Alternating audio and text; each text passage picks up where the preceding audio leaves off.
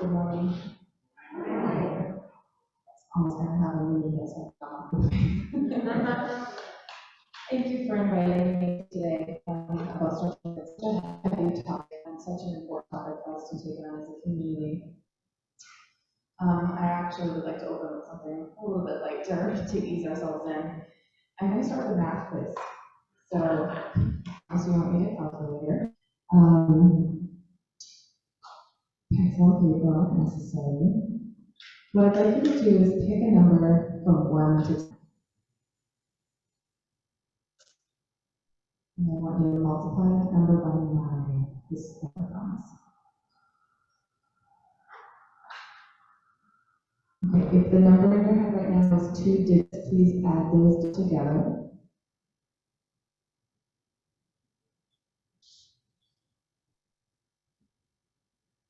And then subtract 5.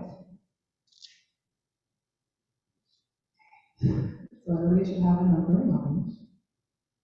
I want you to find the corresponding letter of the alphabet to that number. So if once you've subtracted 5, if the number in your head is a 1, think of A. If the number in your head is 2, you think of B, and so on. I want you to think of a country that starts with that letter. So now you don't need to remember the number or the letter, I want you to think about a country. Take the last letter of the name of the country and think of an animal that starts with that letter.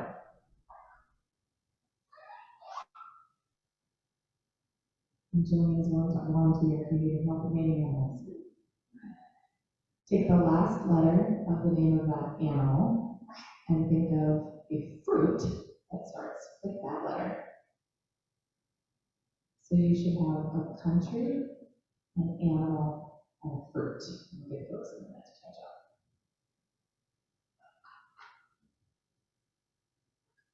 How many people are in Denmark with a kangaroo eating orange?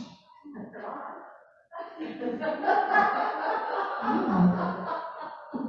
pretty impressive. When we social psychologists, when we do this little quiz out over large populations of people, more than 75% of the time people will come up with Denmark kangaroo orange. There's a reason that we are socialized to think immediately of a 97% white country instead of the Dominican Republic, Djibouti, or the Democratic Republic of Congo. This is we human beings make hundreds, if not thousands, of decisions every single day. If you just stop and think consciously about the full of my life in this direction or this direction, or what we're going to eat for breakfast or how we're going to start. There's so many decisions. We wouldn't have all this easy if we had to stop and think critically and consciously about every one of those decisions. So the idea that dominant frames help to shape the decisions we make has helped us as a society, right? It's helped us be able to consume massive amounts of information and make snap decisions, snap judgments, and move about our day so we can literally get anything done. But when those dominant frames center whiteness and center one particular experience over any other, is when we need to practice and get better at recognizing and interrupting that narrative so that we can better understand not just the ways in which we are unintentionally replicating it, but also the ways in which it's causing harm. So frames are mental structures that shape the way we see the world. As a result, they shape the goals we seek, the plans we make, the way we act, and what counts as a good or bad outcome of our action. Frames shape our social policies and the institutions we form to carry out policies. So one example of a frame is the bootstrap theory. Folks have heard just pull yourself up by your bootstraps, right? That's a frame because it evokes certain standards and values, and it's sort of generally accepted across society. You work hard, and the myth of work hard is success. And that frame actually sure some of the advantages that have been historically in this country given white people over people of color. It makes us blind to the way we benefit from the system. Which is not to say that we're not working hard and earning success. It's to say that it's the important thing is to recognize that we have been hit on the way up. Because when we talk about racism, we talk about it being a system of advantage based on race. And I want to make sure that I clarify that there is no biological construct for race, it is a social construct, and that's a separate talk for another time, but there is no genetic difference between human beings. It's really, the idea of race has evolved over time and always to suit the needs of the white populations that are in power. So when we start to recognize that racism is a system, it doesn't require racists to operate. It is self-sustaining, and yet, as members of this system, we have been intentionally and unintentionally complicit in acting out the frames that we consume through media and narratives and books and TV shows and conversations with each other in community and in our neighborhoods. When we talk about racial justice, it's important, I think, to spend a couple of seconds talking about some definitions of what this isn't, so that we have a shared understanding of conversation. We'll hear a lot about diversity work. We have a diversity count job, and diversity literally just means a variety of things. I do these presentations a lot with a colleague of color who says diversity is about mixing it up, justice is about fixing it up. Similarly, racial justice work is not equality. If I were to give everyone in the congregation today a size 7 women's shoe, free pair of shoes, that would be really, really exciting for maybe 10% of you. And the rest of you were saying, well, how is this going to benefit me? I didn't get this thing that I needed. But everybody was treated equally. Everybody got to say a free pair of size 7 women's shoe. Equity would say everybody gets the type of footwear that is best suited to help protect and promote their health. Or, I'm coming from public health, so I often frame it as health outcomes, but maybe it's your well-being, maybe it's your overall quality of life or enjoyment in society, engagement in society.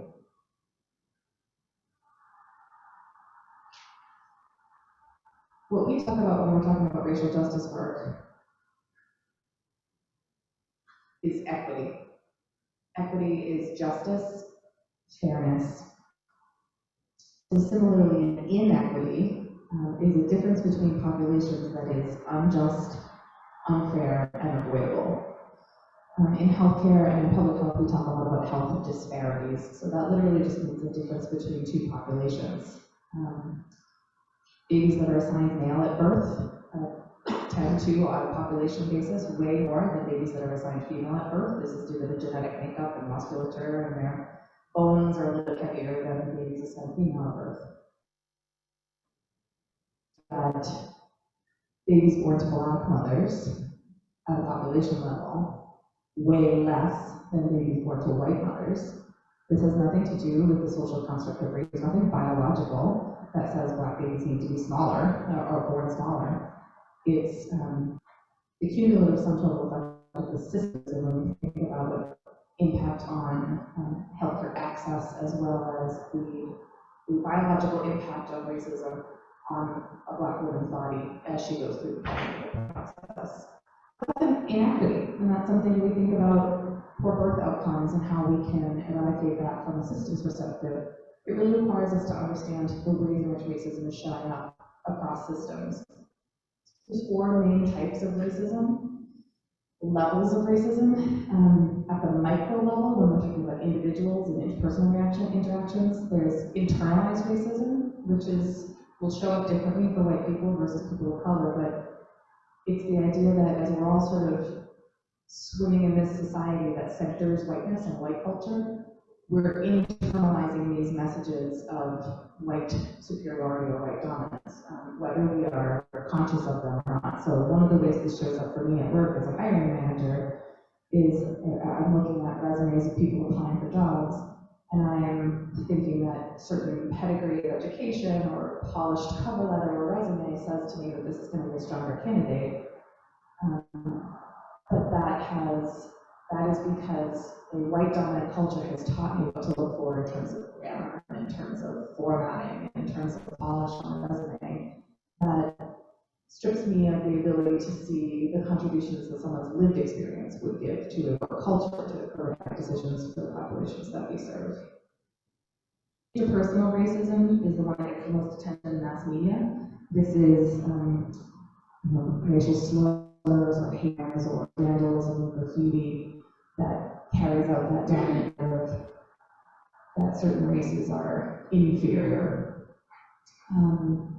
This also looks like, I don't know if people have heard of the term microaggressions, but it's ways in which the interactions in between people very subtly continue to perpetuate that dominant narrative of white-centeredness and white dominance. Maybe you're at a meeting with a group of people from a variety of different races, and a person of color names a really good idea, and a white person interrupts them, rephrases basically the exact same idea, and all of a sudden there's a lot of support in the room for that idea. People may have experienced this in various ways in their workplaces.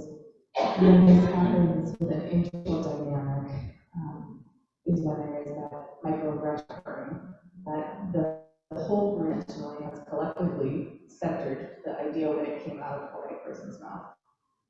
So it's important that we recognize the ways in which we are intentionally or unintentionally carrying out this system of racism, but really the focus of dismantling this work needs to be done at the macro level. So institutional racism, this is a set of norms, practices, policies within an institution like housing, education, public health, that consciously or unconsciously continue to advantage white people over people of color.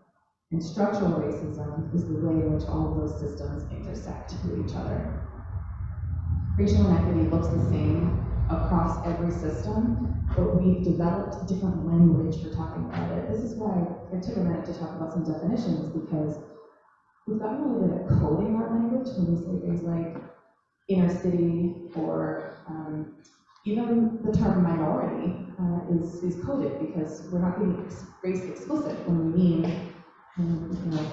African-born Black Americans. That's very different than just saying minority. That sort of groups together a whole group of people, which in certain communities really isn't